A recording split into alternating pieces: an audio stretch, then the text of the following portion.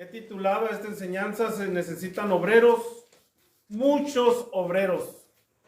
Y hay un texto que hemos compartido aquí en la congregación. Le voy a pedir abra su Biblia. Está en el Evangelio de Mateo, capítulo 9. A ver, déjeme, voy a Mateo. Vamos a abrir ahí el capítulo 9 y leemos a partir del verso 35. Antes de entrar de lleno al mensaje, quiero que leamos esta parte de la escritura. Mateo capítulo 9, verso 35, la escritura dice: recorría Jesús todas las ciudades y aldeas, enseñando en la sinagoga de ellos, y predicando el evangelio del reino, y sanando toda enfermedad y toda dolencia en el pueblo. Ese era el trabajo que venía haciendo Jesús.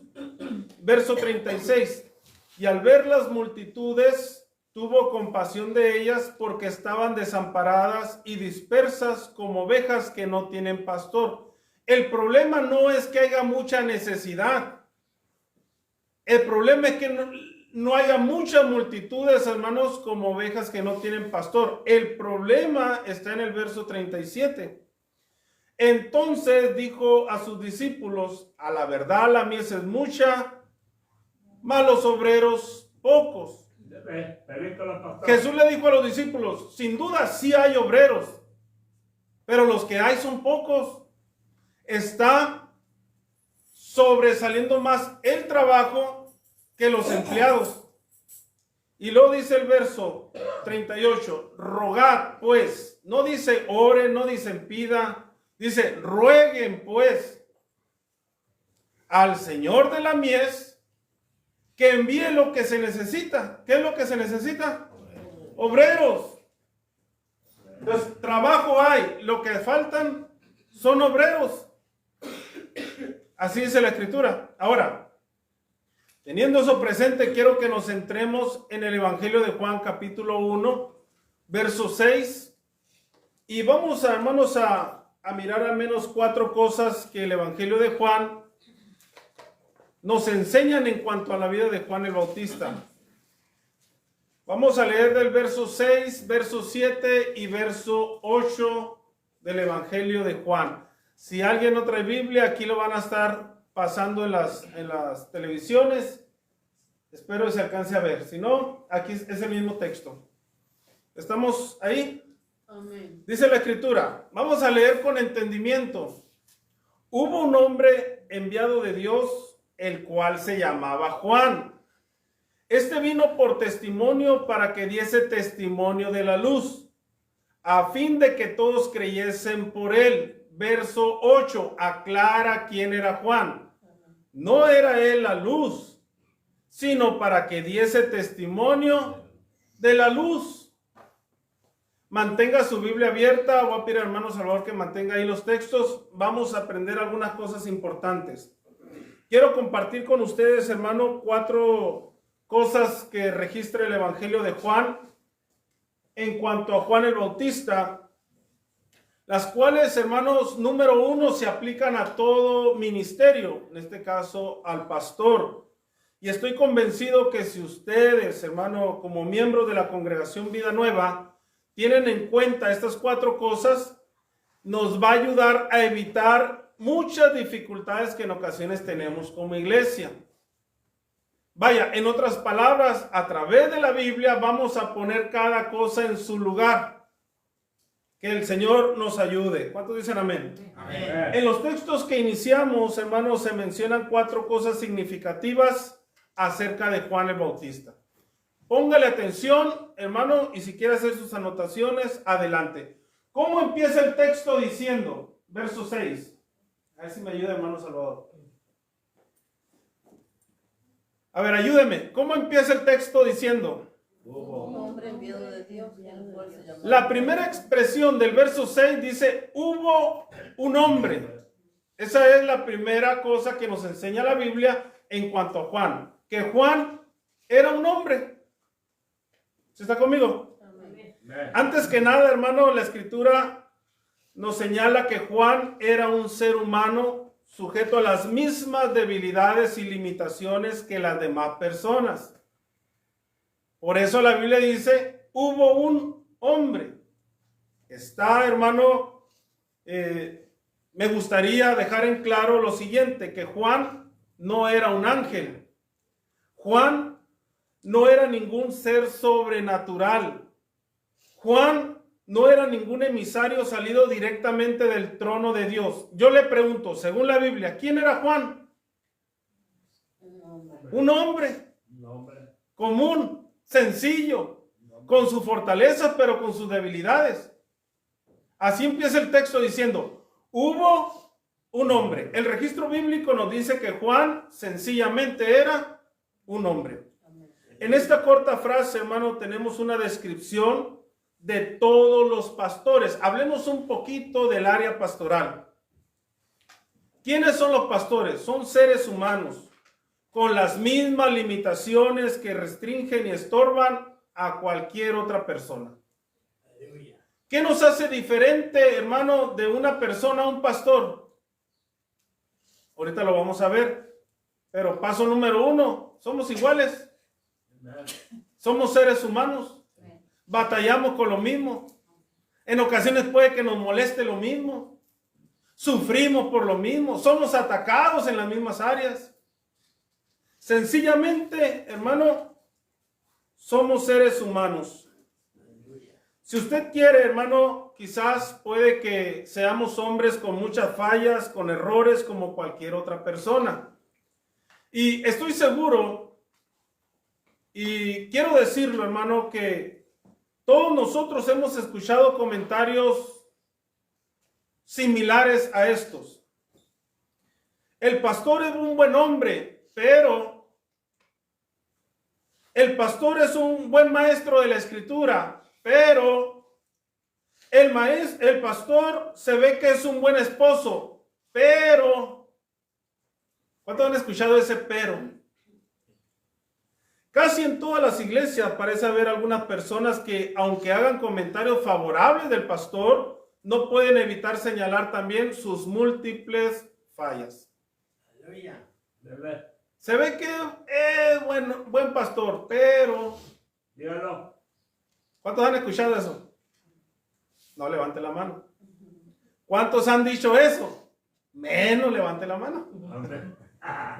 Esto ocurre, hermano, en muchos casos porque se tiene una mala comprensión de la naturaleza y la obra del pastor. Olvidamos fácilmente esta verdad cuando hacemos nuestras exigencias sobre su vida y su ministerio.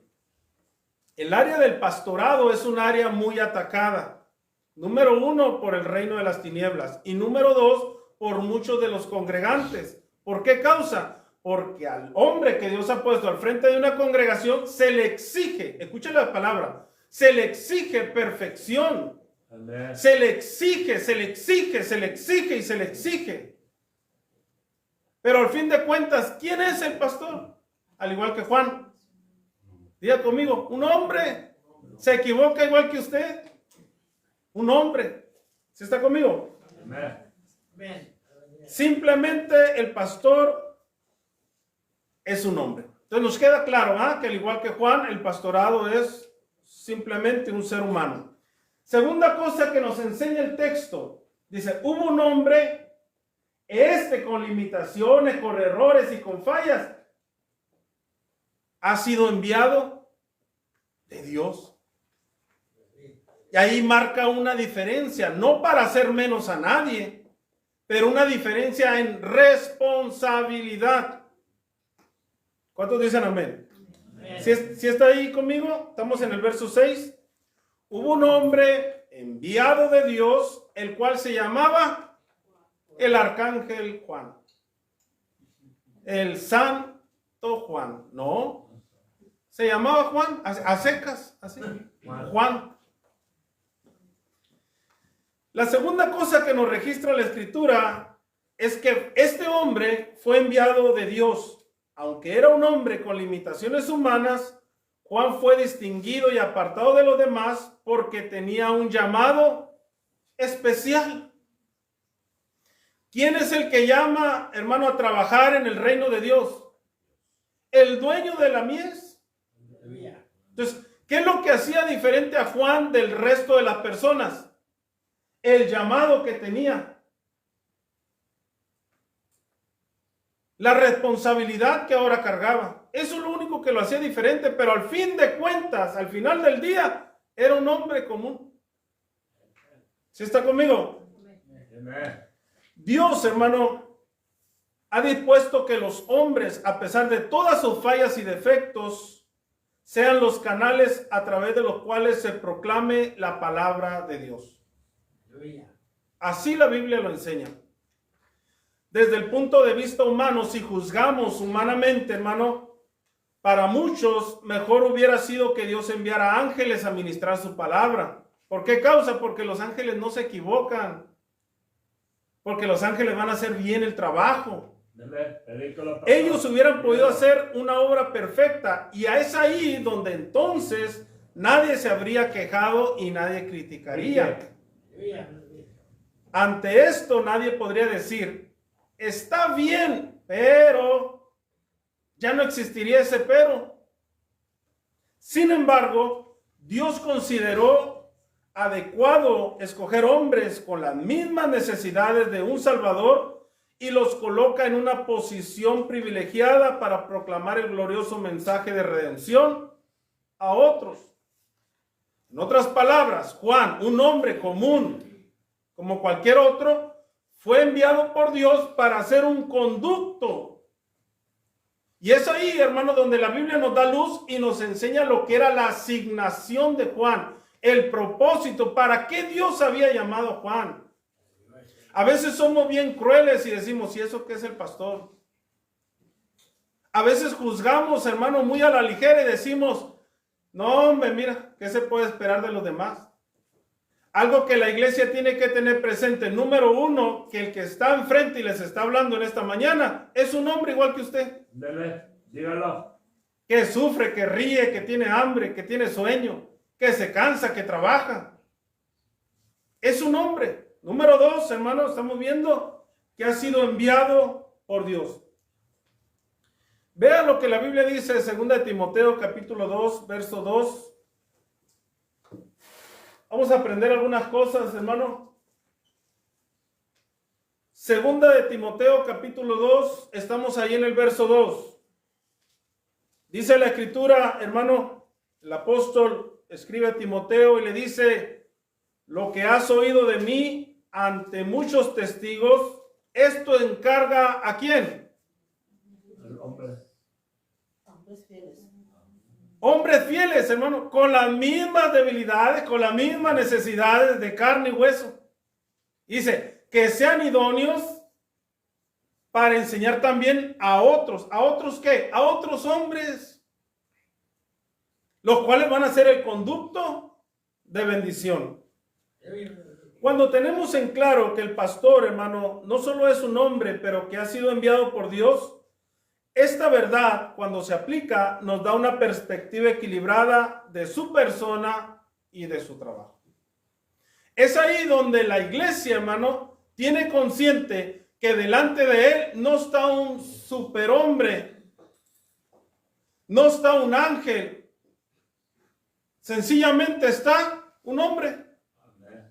Entonces la iglesia cobra conciencia, no solamente de su llamado, hermano, pero ¿de quién es él? Es un hombre. Ahorita dice que nuestra vida es como la hierba del campo. Florece por la mañana y por la tarde se marchita. Y el que sigue. Así es la vida de todos nosotros. Con esto, hermano, quiero decirle que como iglesia nunca se debe venerar a un pastor ni colocarlo en un pedestal. Porque pero sí hay que respetarlo a causa del llamado que porta. Se respeta al hombre de Dios, se honra al hombre de Dios, hermano, pero la Biblia no nos permite ir más allá. Ojo con las comparaciones, porque caemos en lazo de Satanás. Cuando el hombre y la mujer empiezan a comparar, es que fulano y es que sutano se les olvida del principio, hermano, que la Biblia registra en cuanto a Juan. Predícalo, pastor. Es un hombre, Dígalo. es un hombre, al fin de cuentas. ¿Viste? ¿Cuántos dicen amén? Amén. Ahora, tercer cosa que nos enseña el Evangelio de Juan, hermano, es que este hombre, el cual fue enviado por Dios, vino, verso 7, por testimonio. Y aquí quiero hacer un alto. Esta tercera parte en lo personal es de mucha importancia para mí. Y la congregación debe tenerlo muy en claro, ya que el hombre que Dios ha puesto al frente de un grupo con un llamado especial debe cumplir con este orden. Número 1, es un hombre común, fue enviado por Dios, pero tiene que respaldarle un testimonio. La Biblia no escribe las frases nomás por escribirlas. No están ahí nomás para rellenar hojas. Están ahí para darnos luz, hermano, en cuanto a lo que la Escritura quiere enseñarnos. Entonces, el hombre que Dios ha puesto al frente de una congregación es un ser humano común, pero tiene un llamado de Dios. Y ese llamado, hermano, no vino porque de la noche a la mañana se le ocurrió y dijo, ¡tarán! Ahora yo soy el pastor. No, tiene que venir por testimonio. ¿Qué significa esto? Ocupar una responsabilidad al frente de una congregación no es cualquier cosa. Ojo con lo que a veces sale de nuestra boca. Eso cualquiera lo puede hacer. Cuidado. Atención. Cuidado con lo que a veces decimos. Dígalo. Estar al frente de una congregación no es cualquier cosa o no es cualquier trabajo. Tiene un orden y este debe ser por medio de un testimonio que lo respalde. Para que Dios haya llamado a Juan, tuvo que haber tenido testimonio que lo respalde. Eso ocurre con todos los ministerios. Y ahí, hermano, nos da luz para entender por qué es que nacen nuevas iglesias. ¿Usted se ha preguntado por eso? Alguien me dijo en una ocasión, pastor, ¿y de dónde es que salen tantas iglesias? Le voy a decir por qué es que nacen las iglesias. Solamente hay dos vías. Número 1, hermano, cuando un hombre en orden sale de una congregación para levantar una nueva obra y ahí nace una nueva iglesia, una nueva congregación. Pero la segunda línea, hermano, es cuando alguien salió en desacuerdo y dice, yo no te necesito, como ya conozco Biblia, como ya sé hacer las cosas, me independizo e inicio mi propia iglesia. Pero la pregunta es, ¿vino por testimonio? Jesús dijo, por sus frutos los conoceréis.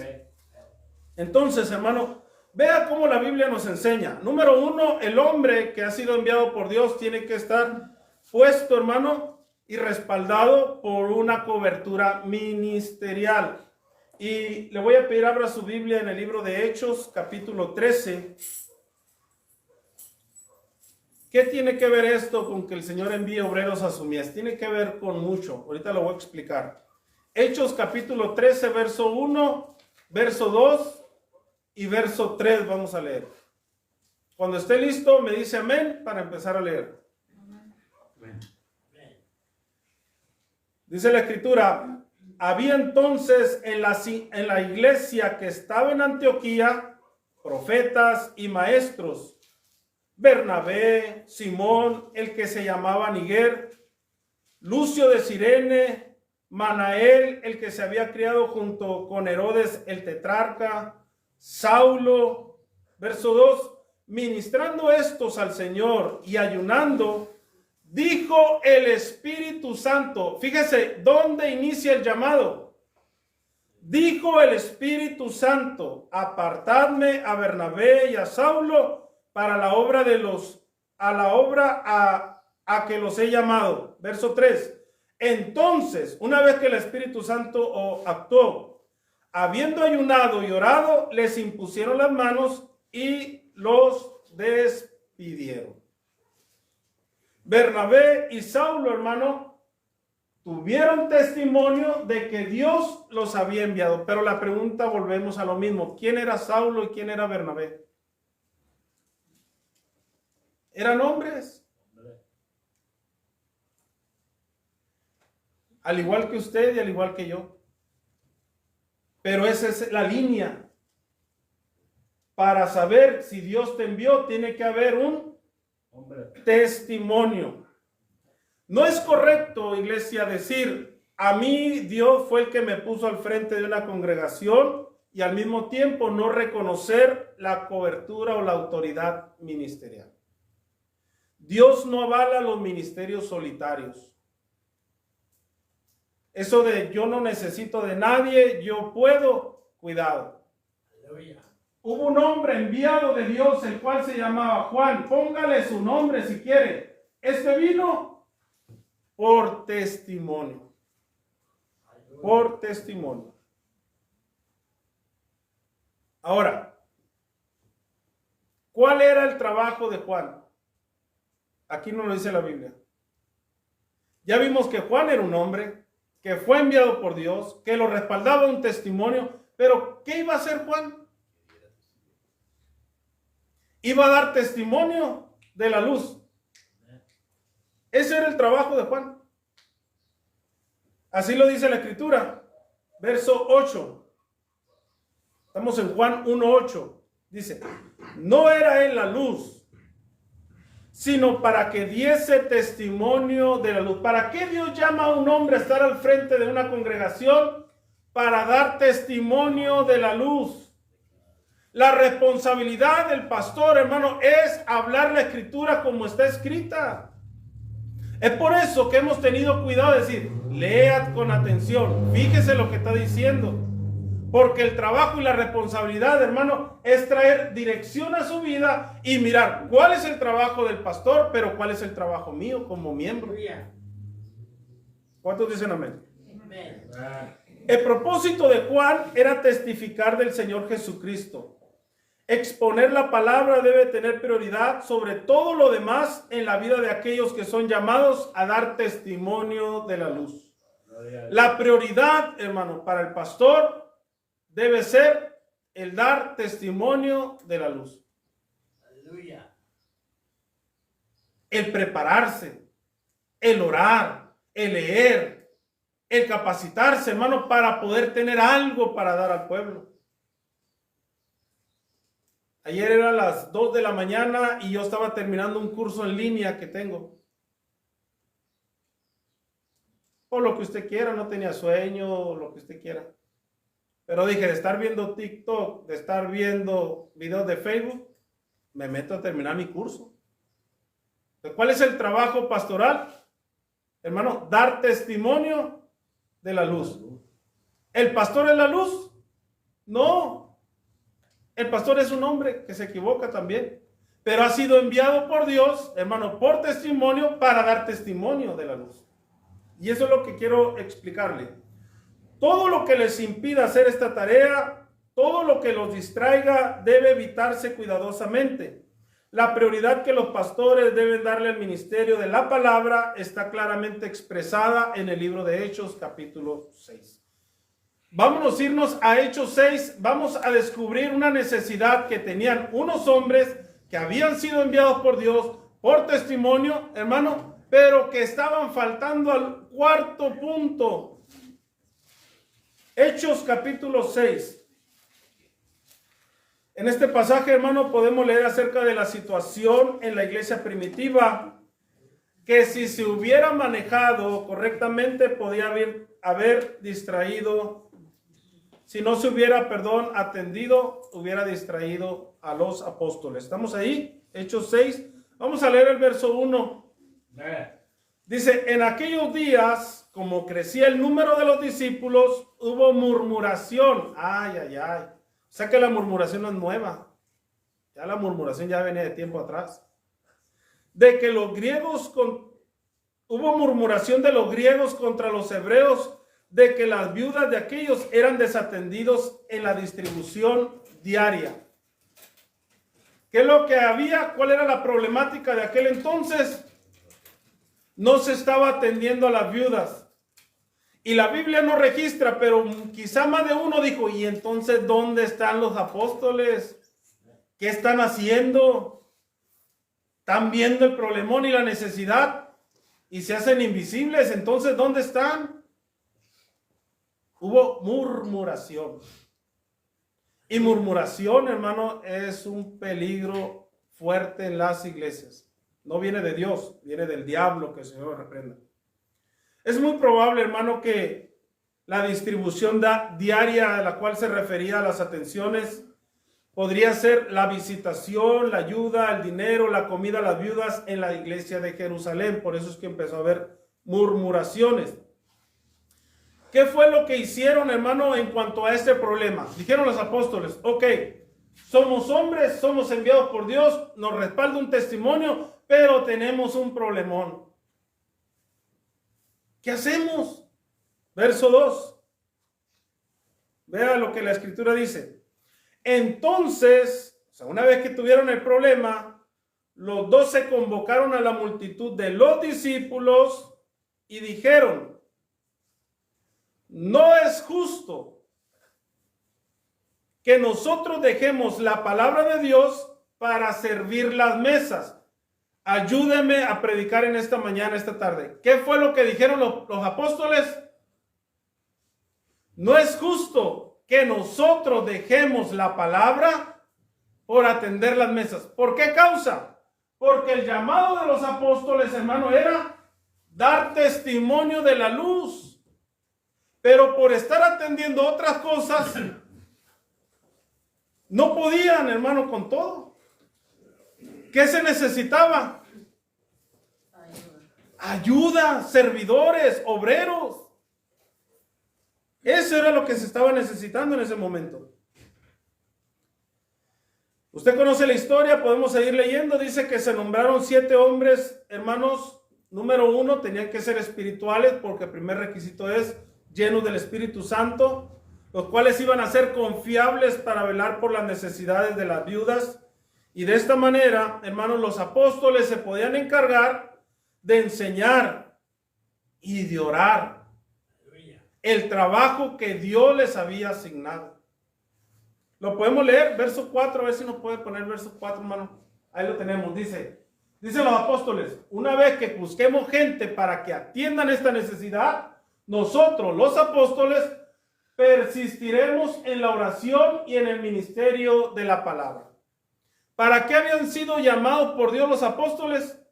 Para predicar la palabra. Para predicar, para enseñar, hermano, para ministrar la palabra.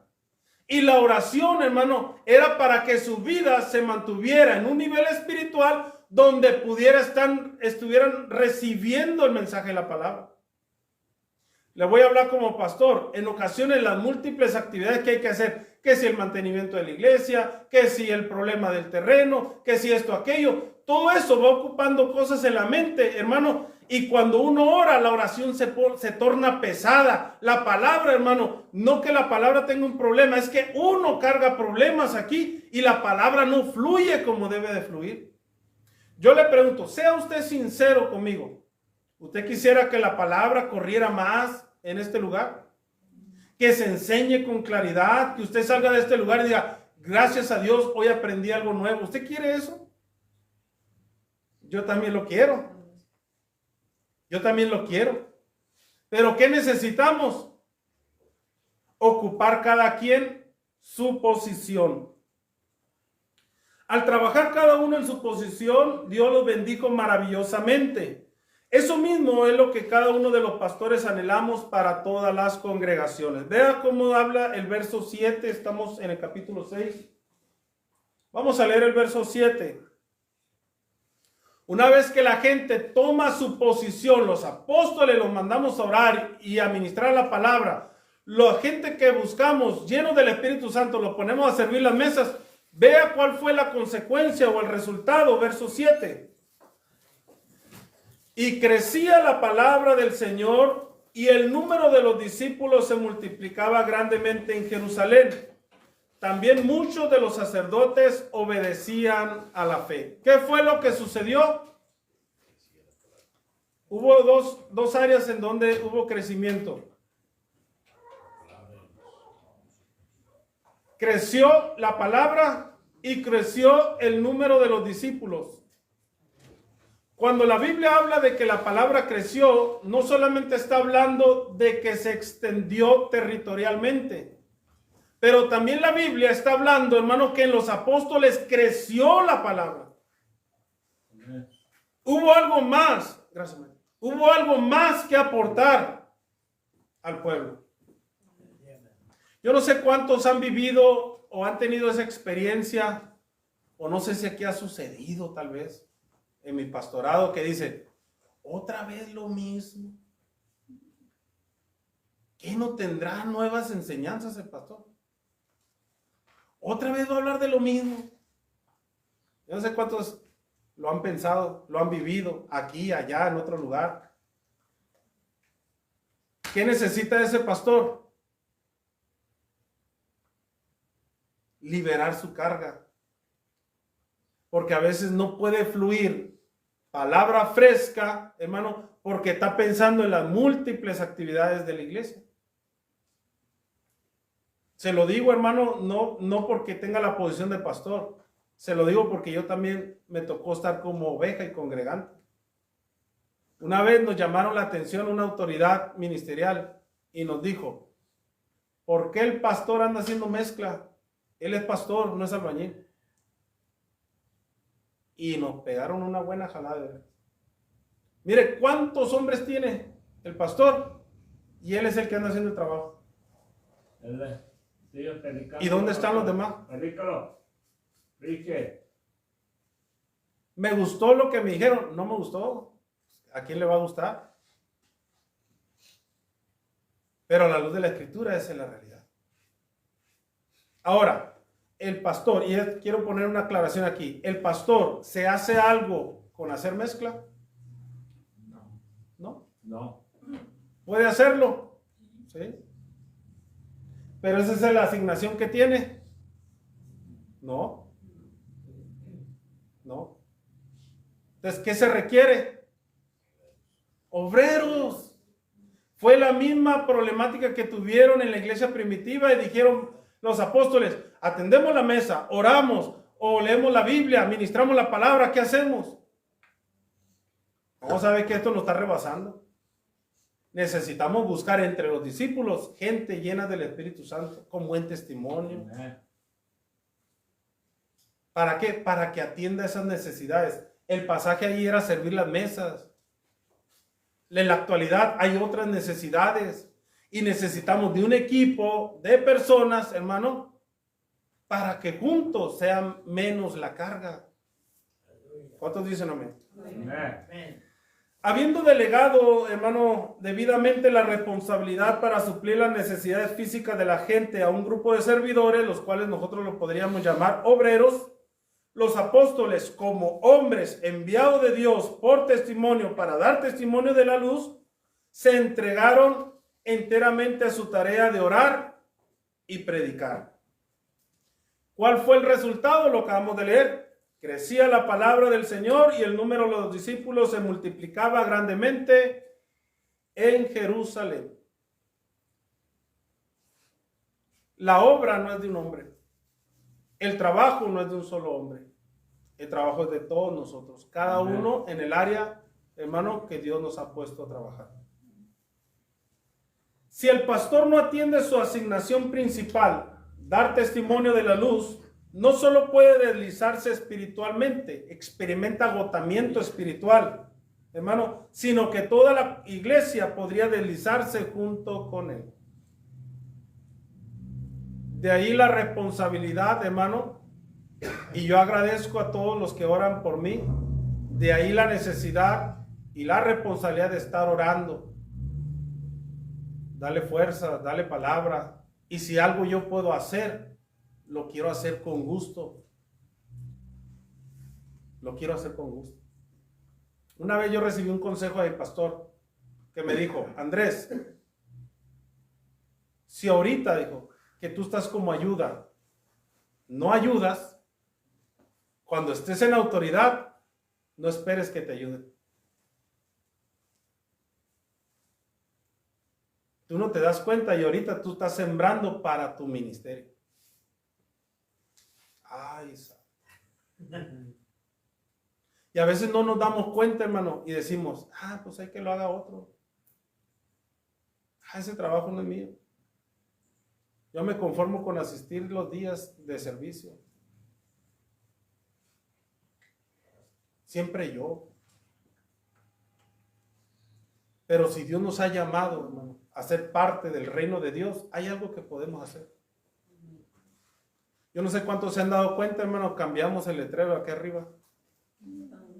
Quitamos el texto que decía por el templo y por las casas, porque creo que como iglesia tenemos claro, Dios nos ha bendecido con un buen año, o unos 2 buenos años, hermano, donde se han abierto las casas para estar predicando el evangelio. ¿Qué necesitamos? Que nuestra oración no sea una simple oración, sea una rogativa. Porque el interesado de que esto crezca, hermano, es Dios. Por lo tanto, la gente que se añada y la gente que ya está presente, necesitamos que deje de ser un miembro que ocupa solamente un lugar en una membresía y se convierta en un obrero.